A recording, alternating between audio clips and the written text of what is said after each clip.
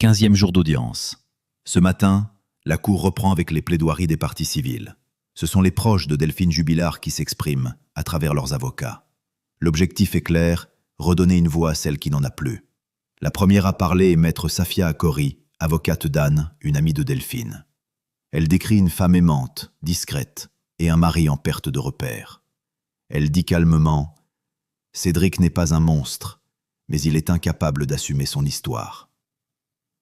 Vient ensuite maître Pauline Rongier, avocate d'Amy, une autre amie proche de la victime.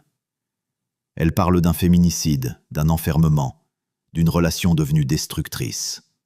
Elle rappelle que le 15 décembre 2020, Delphine préparait son départ, changeait ses codes bancaires, et que le téléphone de Cédric s'est éteint à 22h08.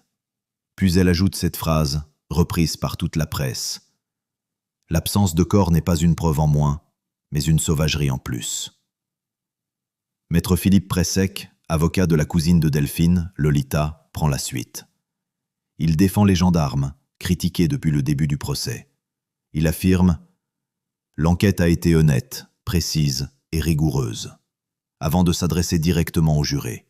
« Si vous ne le condamnez pas, que dira-t-on à Louis ?»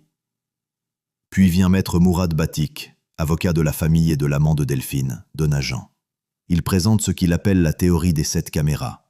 La première, c'est le témoignage du fils. La deuxième, les lunettes brisées retrouvées dans le salon. La troisième, les chiens qui aboient. La quatrième, les voisines qui entendent des cris. La cinquième, la lumière allumée au milieu de la nuit. La sixième, la machine à laver utilisée. Et la septième, le téléphone de Delphine resté à proximité de la maison jusqu'au matin. 7 éléments qui, selon lui, raconte la scène d'un crime commis à Cagnac-les-Mines.